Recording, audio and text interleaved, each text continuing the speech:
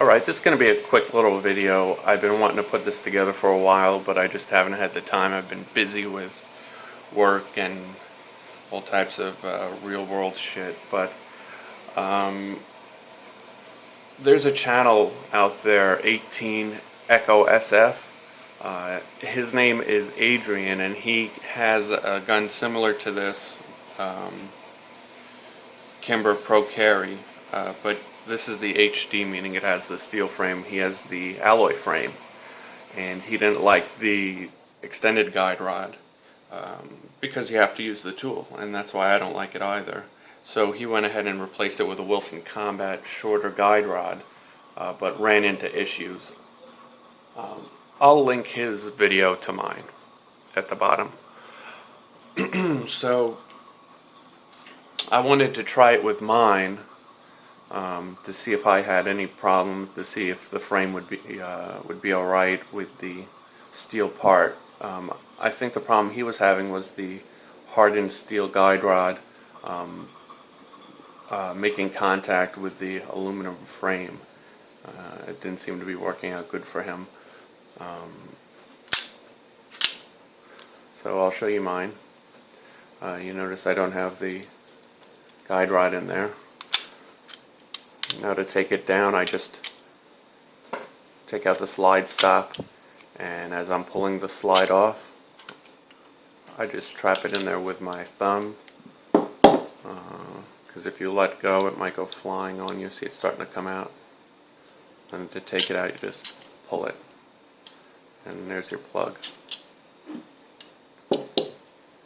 So you notice it has a bunch of wear on it, a bunch of scratches and gouges in it. Well, you can't really see from here. I polished it somewhat, but that's from the infamous Kimber tool. But now I don't have that problem, and I can take it down without using any tools. Here's the old guide rod, and here's the new one. The new one looks smaller. It is smaller. I don't know if you can really tell.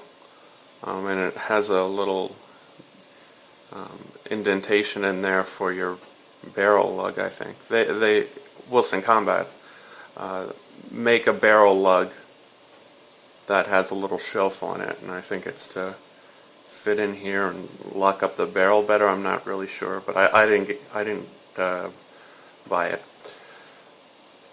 I don't believe this is made for a gun like mine. I think there are different specifications, different 1911s, mil-spec, and other types of 1911 sizes. I'm not sure, but I went ahead and put this in the gun. It seems smaller, but it still functions. I put about 100 rounds through it, and so far I haven't seen any wear on my gun.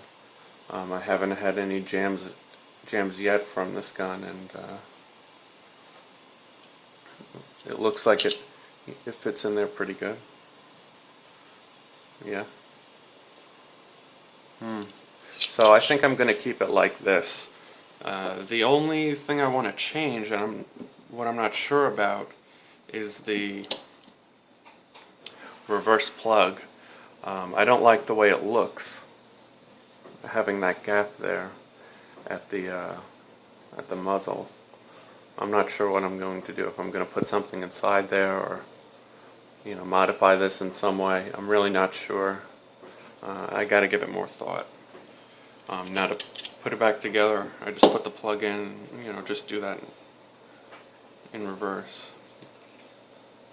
Usually I have the lug sitting up like this, and I'll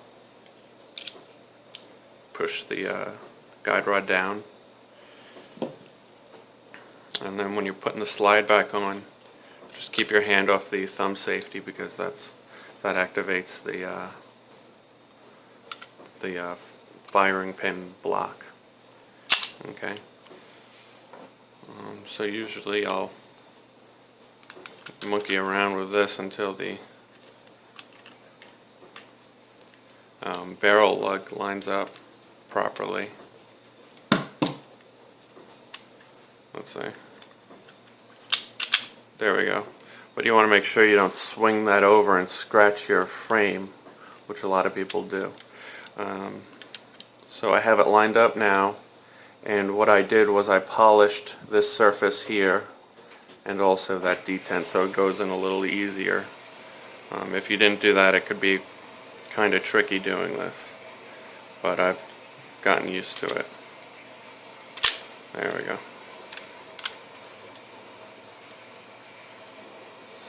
Okay, so I'm about to push that in. You want to make sure not to scratch the frame.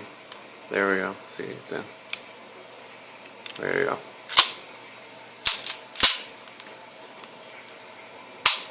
Okay.